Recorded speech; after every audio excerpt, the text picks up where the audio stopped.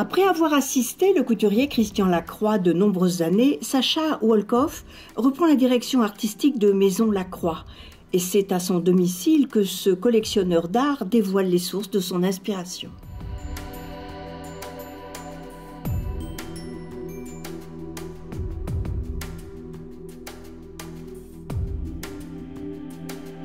J'avais carte blanche.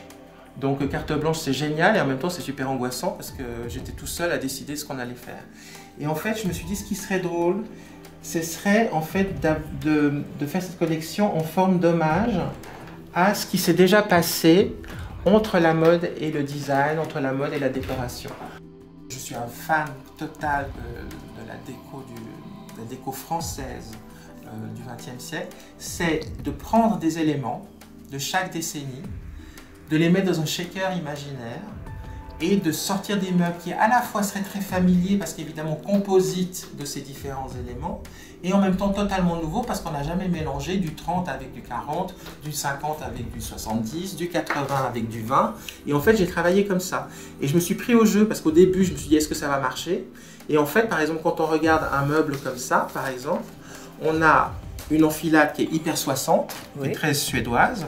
Par contre, la matière, c'est du palissandre et du laiton hyper Ruhlmann, très 30. Et puis après, on a évidemment le panneau qui fait penser un peu à Fornasetti, années 50, sauf que c'est quand même assez différent d'eux. Mais donc, et après, à l'intérieur, quand on ouvre les portes, comme on l'a vu tout à l'heure, on a des rayures pop 70.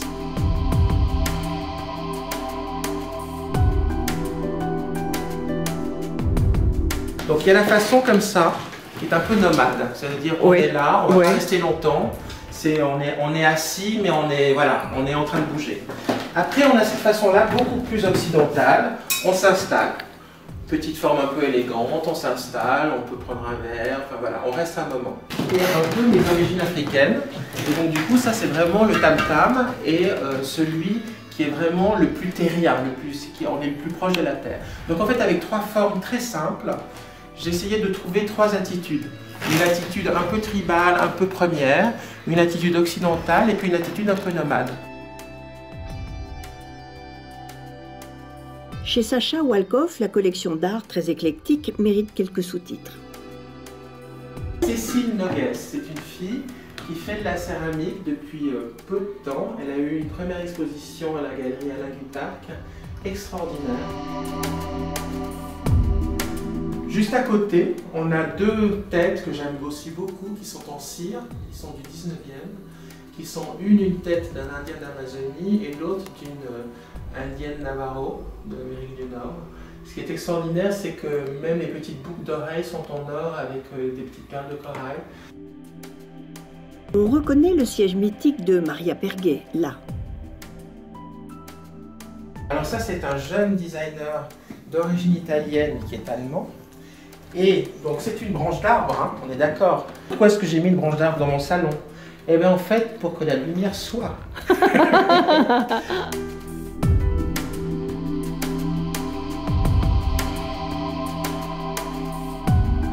Lui s'appelle Vanilla parce qu'en fait, l'idée de Daniel Firmont, qui est l'artiste, le plasticien qui a fait ça, c'était en fait d'imaginer une effluve de vanille autour du personnage. Donc pour figurer l'effluve, il a pris des chambres à air. Ça c'est une découverte faite en Suède, mais l'artiste est lituanienne. Et donc elle m'a expliqué qu'en Lituanie, il y avait passablement d'accidents de voiture. Donc là c'est un capot de Renault pour l'occasion, on voit qu'il a été accidenté. Et en fait en hommage à ce qui s'est passé, à peut-être les gens qui ont perdu la vie au moment de l'accident, elle rebrode des fleurs, donc au point de croix. Donc en fait elle perce, c'est une petite femme fluette, très jolie, les petits cheveux courts, tout ça. Et en fait elle perce le capot avec sa perceuse et ensuite elle brode. Donc en fait j'adore aussi l'idée du geste. Il y a ce geste tellement masculin de percer dans le bruit le métal et puis après de broder très finement des très jolies fleurs. Là c'est des roses dans des dégradés de gris très raffinés.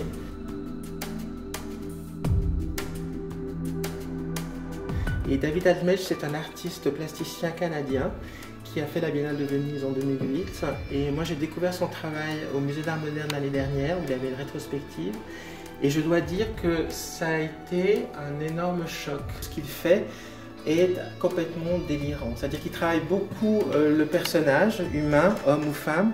Donc ça, c'est juste une tête, mais il fait des corps entiers qui sont en fait attaqués par les éléments, qui sont attaqués par le miroir, attaqués par le cristal. En fait, l'homme devient une matière.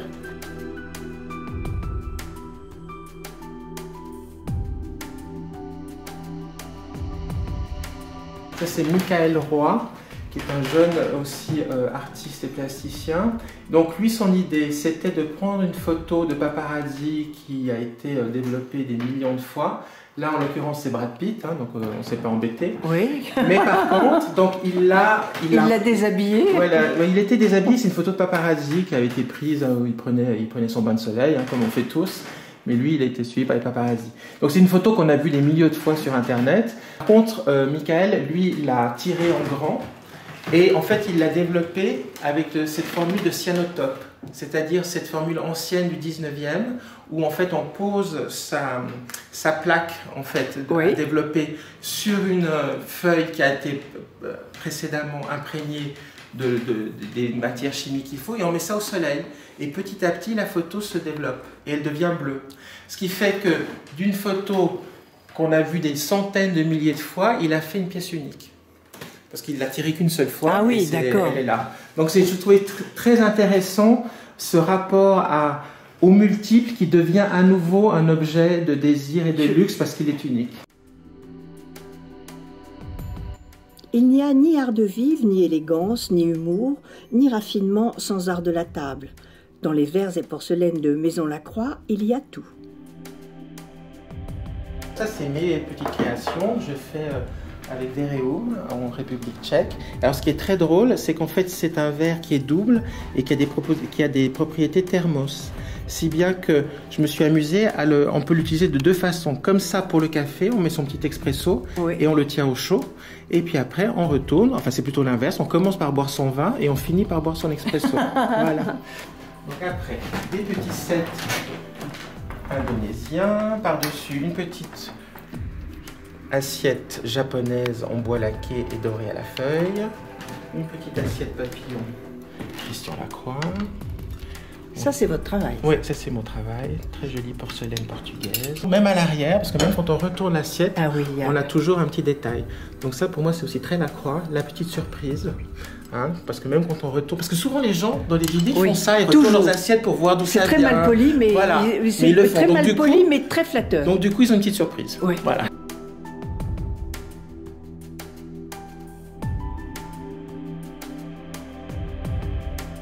Ça, c'est un petit camion poubelle. C'est des mini-jouets qui ont été faits en céramique par un petit artiste italien. Et donc, on pose son petit couteau sur son petit repose-couteau. Donc voilà, comme ça. Donc là, on a le petit camion poubelle. Ici, on a la petite Cadillac. Dans l'art de recevoir, la table est matière à conversation. On peut mélanger les dessins classiques et des objets amusants et décalés. Sacha sait le faire.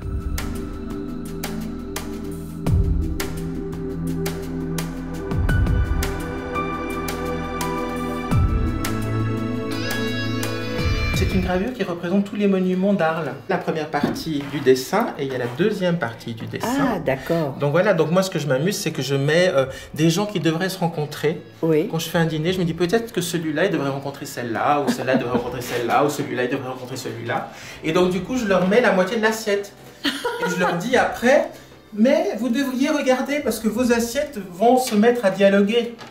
Et que peut-être ensuite... Vous allez dialoguer. Vous allez dialoguer.